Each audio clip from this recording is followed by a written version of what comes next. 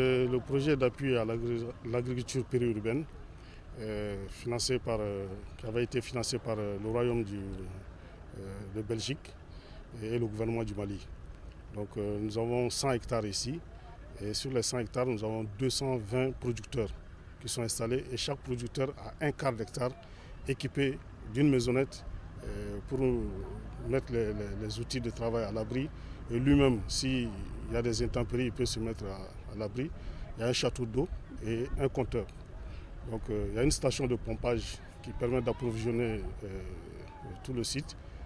Il y a un bâtiment administratif pour la coopérative. Et le hangar sous lequel nous étions, ce hangar est destiné à la commercialisation. Bon, on a mis aussi des latrines, tout ça pour des besoins d'hygiène et tout ça, sur l'ensemble du périmètre. Et il y a quelques forages qui sont là pour pouvoir permettre aux producteurs d'avoir aussi de l'eau potable. C'est l'urbanisation galopante de Bamako qui fait que les maraîchers étaient toujours dans des conditions très précaires. Chaque fois qu'ils colonisent une terre, elle est lotie et vendue aux uns aux autres pour des raisons d'habitat. Donc, et ils se retrouvaient toujours dans des situations très précaires.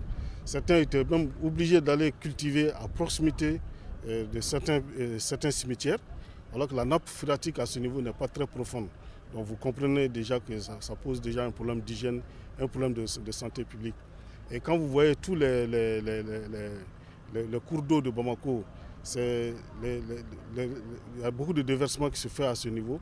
Bon, s'il faut faire l'arrosage à partir de ces eaux souillées, ça pose énormément de problèmes. Raison pour laquelle je crois qu'il y a beaucoup de gens à Bamako qui n'aiment pas consommer les légumes frais.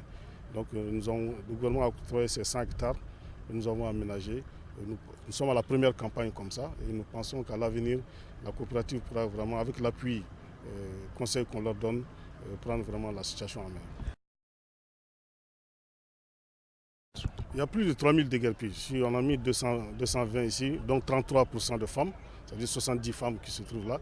Donc ça ne suffit pas. Nous avons déjà identifié au moins 4 autres sites pour pouvoir recaser les autres et voir aussi maintenant comment réduire le temps que les uns et les autres dépensent pour pouvoir rejoindre ce seul site. Parce qu'il y a des gens qui quittent Soroniko, qui quittent Manyambougou pour venir jusqu'ici.